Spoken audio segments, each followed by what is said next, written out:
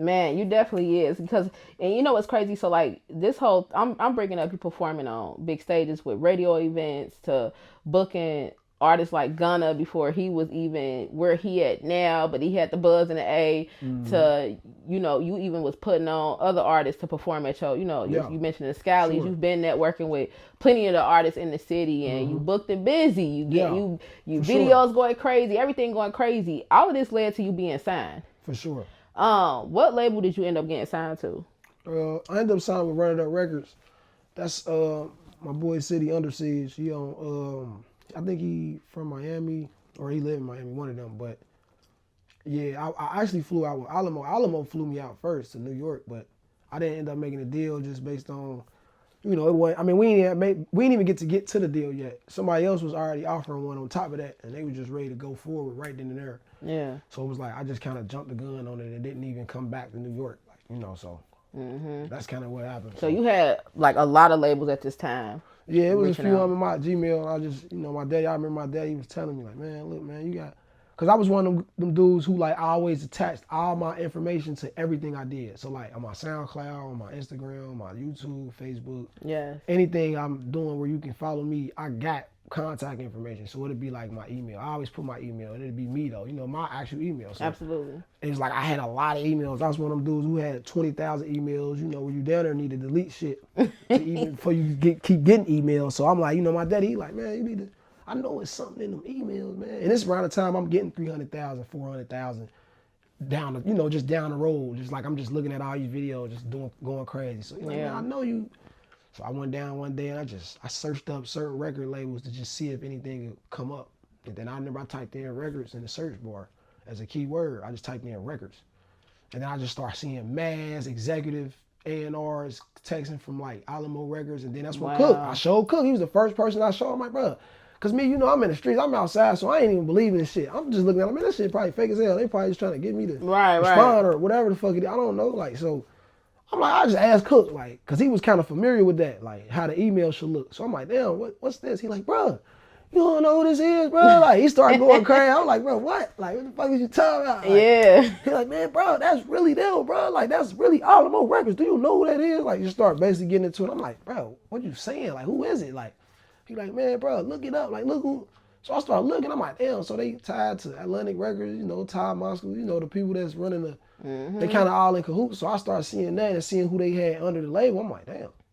But I'm still like, how I know that this really them? I don't know if this them for real. So it's like, he like, bro, look, anytime you see the email and it's got a at Gmail, that's kind of fake. You know what I mean? Because a real company gonna always have at the company, and I ain't never. He actually taught me that. Like, so I get at him. That's what I'm saying. Little shit like that, it'll make me consider an email a different kind of way. Like I might look at the email and be like, man, or I might look at it and be like, hold on, have somebody call or whatever and get to that. You know what I mean? So that's kind of how it was. I looked up records and then I seen Alamo Records, and it was like literally three stacked like messages from three different executives, three A&Rs. There was one A&R name.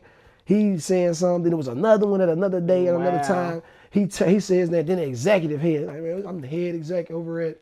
We would love to talk with you and get with. I'm just like, bro, why I keep getting these spam and ass emails? They look like spams. But these is real emails. Nah, these is real business emails. So did you end up following up afterwards? Yeah, I went. That's when they once I had my auntie as my manager. She called them because I told her, like I said, I ain't want to deal with nobody. I'm like, man, I don't know who this is. I don't know if they trying to. So I had her take the call. I'm like, man, call this number and just see what's going on. Represent me and see who that is, and get back with me on it.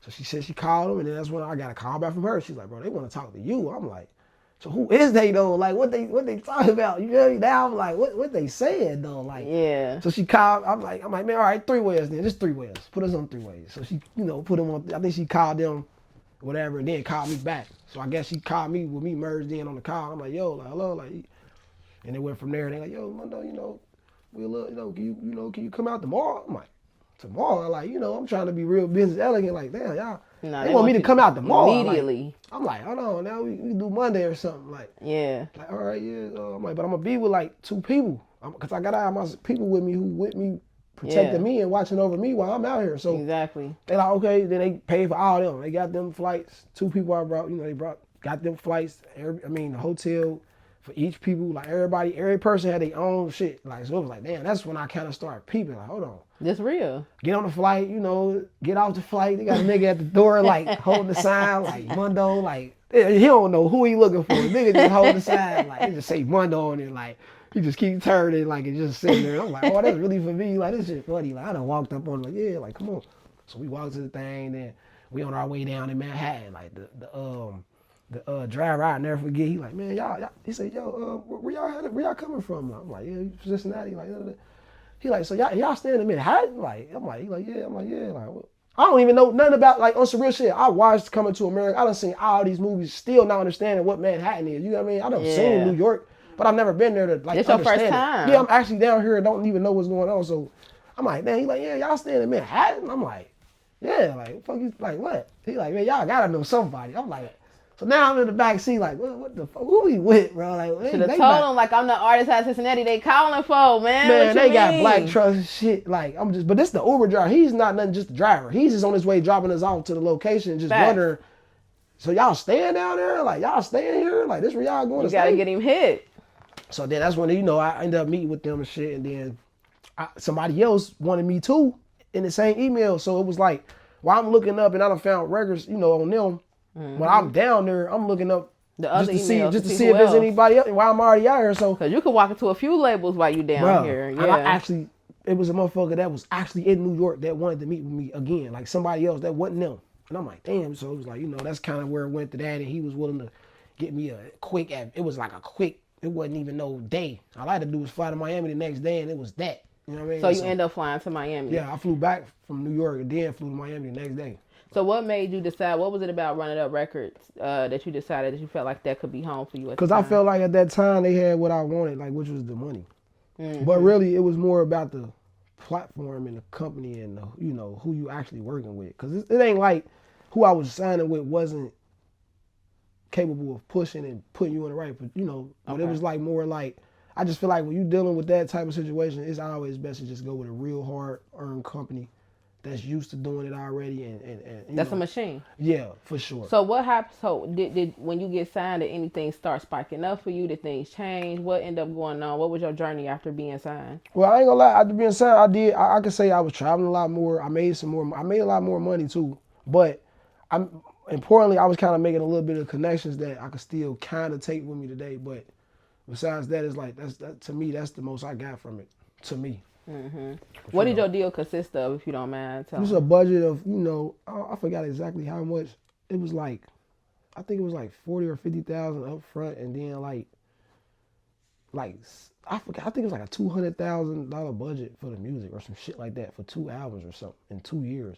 Some shit like that. It wasn't even that bad for it. It was actually cool. Like it wasn't like you was selling your whole life away or nothing like that. It was something quick, something cool though. Yeah, it was some little quick cool shit where I ended up, coming back, being able to, enjoy myself. And it was different because the person I ended up signing with, I didn't necessarily have to be out there with them all the time. Right. So they was cool with me just flying in and out like here and there. We'd just get a flight ticket, and if I had to go to Atlanta, I'd just be out there on Friday till Sunday or something. Then if I came back and Miami next week, whatever. But for sure, Alamo wanted me to move to New York. They was like, what was it where you didn't really want to move? Because I had my baby on the way, and I ain't know how that. I was like lightweight, honestly scared to like make that jump. Like, damn, man, like, damn, you want me to move? Like, damn, just come down here and I asked, I was like, damn, so what about like my, like my baby mama or my, they was like, you would basically have to accommodate that. And I'm like, oh yeah, I'm not. Like when I thought about it, I'm like, yeah, it'd be cool, but I don't think it's gonna work out if I gotta be the one making sure they all eating and it's based on this alone. Like, yeah. So it kind of slowed me down on just jumping that gun like that. When really I could have just left, came back, for a year or whatever. But that's just how I was thinking at that time. You wanted to be a part of that process. Yeah, I wanted to, and just like with my family at the same time, because my daughter was actually being born. Like my baby mama was in the hospital at the time of me on these trips. She's in the hospital. Like I'm down there not even here to see her born. You know what I mean? So it was like, when she was born, and somebody else was willing to make that move that day, and it was like benefiting me a different kind of way. I just was more so leaning on that instead of like looking at the long term. And really, that was the actual real thing to do. Go to out and really just work with them, and years down the line, you look up and be a household name, for the rest of your life. Yeah, it's a sacrifice, but like you said too, it's just like It's a learning experience you too. don't know if you could live with yourself with not being there for your baby versus you made a decision. You can't say one was wrong, one was right. I think it's always right to choose. You know what I'm saying? Yeah, for sure. You gotta that's what you gotta live with to say like, hey, I chose my family, and it's a lot of people that have done that. They have chosen to say, look. But sometimes I ain't gonna lie, for them, you gotta be willing to sacrifice it. And sometimes if you gotta go, you might have to go. And that's just sad to say, but it's reality. Because it's like it's the same as work. If I gotta get up and go to work for 8 hours and bring back rent money, then that's just what the fuck it is. So now that I'm older and see it, I wouldn't even play with that. Like it'd be like, nah, let's do it. We gonna set us up. I'll make sure everything took care of. I'll send money back, make sure that I'll check in and Yeah.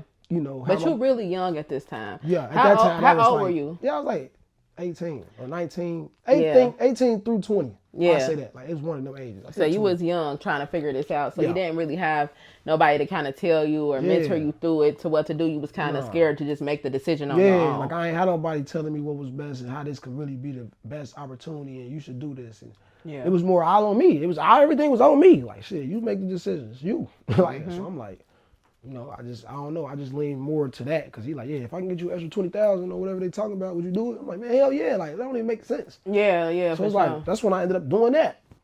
And they was only talking about 30. So they like, Alamo, and I remember though, they asked me though, he was like, damn, what you want? I showed them a few songs.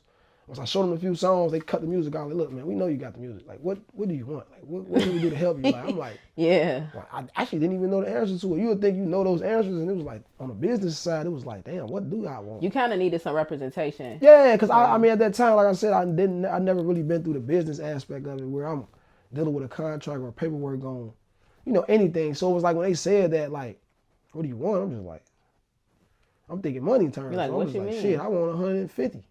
Right. Like, fuck that. They like, shit, but do you know, your Thug's first deal was only for 30,000. Like, try to throw that at me. Like, just basically like, nigga, we'll give you 30 or something, like 20 or, you know what I mean? That's how he was kind of basically putting it. Like, so I'm just like, yeah, but we kind of already doing this. Like, we already kind of got 20 and 30 and 10 and, and I could be lying, whatever. But it's like, at the time, I had a team of people, and include myself, that where I felt like we really did have that. Like, where it was like, nah, 30, 40, like, nah, that ain't, I mean, 30,000, I understand, but see, I didn't see the bigger picture of it, but now I understand that. Now you get it. That's the real deal you want. You want something like that, 30,000, a good platform, a good budget, with your good quality that that people gonna like. Like, you can't go wrong with that for real. I ain't gonna lie. So for sure, say you gotta get the money and you want the relationships, everything. Yeah, They're supposed to be putting you on and stuff, but you're young, so you would know what to do if you are granted this opportunity again. For sure.